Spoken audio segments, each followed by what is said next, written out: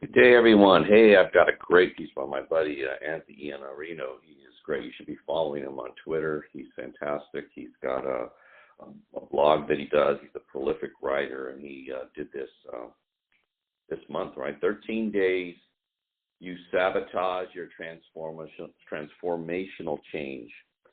Since I was in my late teens, I've studied success. I've read the success canon, studied with masters, made my observations. At its core, the principles are about transformational change, as is most everything I write. Even if it isn't always clear, that is the point. I have had and still have coaches, teachers, finding that the shortest and most direct path to better results.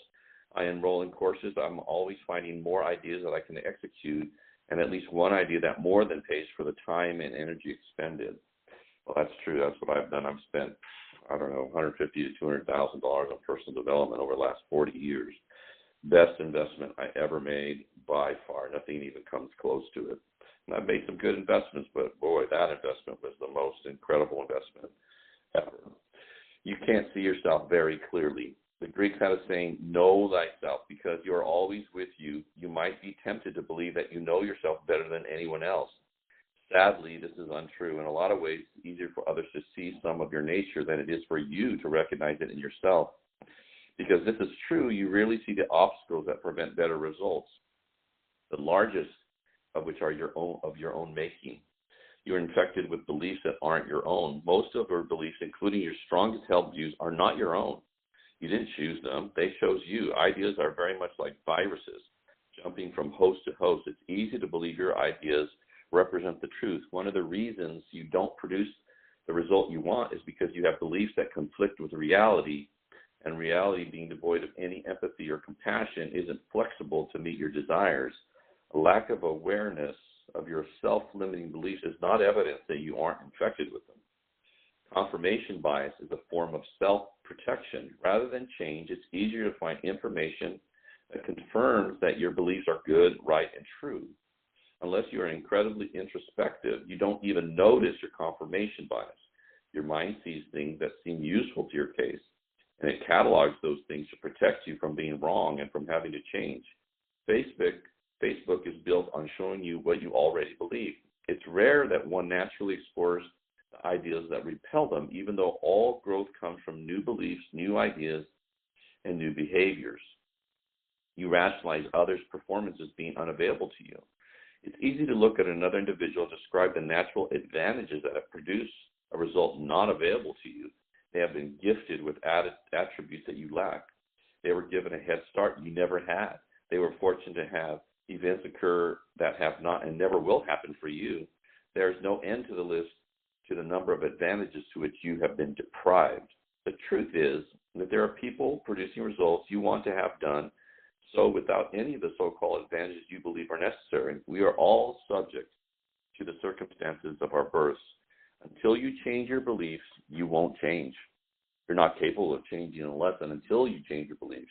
The more stubbornly you cling to ideas that don't serve you, the longer it will take for you to realize the result you proclaim to want. And ask yourself, what if I'm wrong?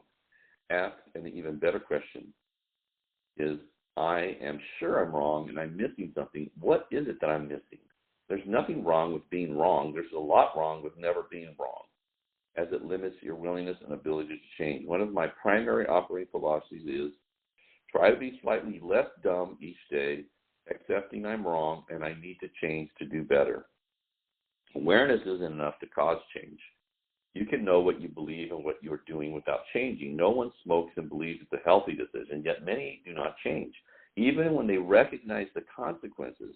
Before we decide to judge people who can't quit an unhealthy behavior, let's remember that each of us is likely guilty of harmful conduct of our own. Awareness isn't enough to cause you to change. You can go a very long time without a result you want, fully aware that what you're doing is working against you. When you have to have something, you'll start to change. Only when you want something bad enough will you change. Here's a universal example. Everyone you know wants more money, but very few do what's necessary to obtain it. Wanting isn't enough.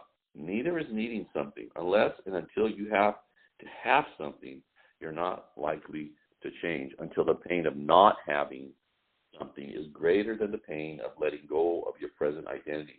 Your current beliefs and your habits you won't change. When you have to have something, when it becomes a must-have and not just a wish, you will start to change. Your goals are too small to cause you to change. Call this the poverty of small goals. If your goals are too small, they will require too little of you. Transformational change, the only kind worth taking or talking about, doesn't come from tweaking around the edges. It comes from significant changes in beliefs and behaviors. If you want to change, you have to first challenge yourself with a goal so big it frightens you. The bigger the goal, the more necessary it will be for you to change.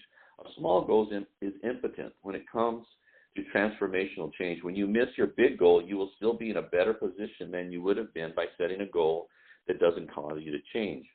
You underestimate the choices available to you. One of the reasons people get stuck is because they believe there's only one way to produce a specific result. When you get stuck, you fail to notice that there are more choices available to you. There are different strategies and different approaches. Some people are succeeding in generating some result in ways that are wildly different from others. One of the keys to success is to be open to exploring all the ideas available to them, so you can make adjustments to what you're doing, persisting until you find the recipe that works best for you. You try too hard to make things easy. This is a particular category of people who sell how to get rich on the internet, who have never done anything to get rich except for selling how to get rich on the internet to people who want to get rich on the internet. You find this category of people in a lot of endeavors, mainly money-making and weight loss schemes. The promise is that there's an easy way to produce some outcome, a way to cheat reality. You're likely to try to cheat reality too. Real change is not easy. If it were, everyone would make the necessary changes to have what they profess to want. To have what you want, you have to do the hard work. Don't look for an easier path. Instead, commit to growing up to take the harder route. Behavioral change requires discipline and self-mastery. This is one of the keys of what I talk about all the time. You have to do what you don't want to do when you don't want to do it. Let me repeat this. You have to do what you don't want to do when you don't want to do it. You also have to do it for consistently longer than you believe should be necessary. You can call this self-discipline or self-mastery or habits, or getting after it, or embracing the suck, or just plain gutting it out. If you cannot will yourself to do the work, you will not have what you want. There's a reason that most talented people don't always produce the best results. There's a reason that people who master themselves produce better results than their more gifted peers. If you can't will yourself to act, you will not realize transformational change. You will not realize your goals. You will not become all that you can become. Transformational change takes longer than you think. It takes a monarch butterfly 10 or so days in a chrysalis to transform from a caterpillar into its new completely transformed state. It's going to take you a little more time to convert from your present caterpillar-like form into the butterfly you're surely becoming. Because it's difficult to see yourself clearly, you won't recognize your progress. We, however, will. You have to stay the course for longer than you imagine. At some point, your results will prove you have transformed. If the results aren't forthcoming, you have to stay the course until they arrive. Look, you're still pure potential. Let's say you achieve your transformational change. Well, that's all well and good. You're just starting. From your new vantage point, you will notice you can now see further. You can see how much more growth there is available to you, how much more work you have to do to be more, to do more, to have more, to contribute even more. In the end, no matter where you are still pure potential. The identity that you give up is nowhere near as good as the one that replaces it.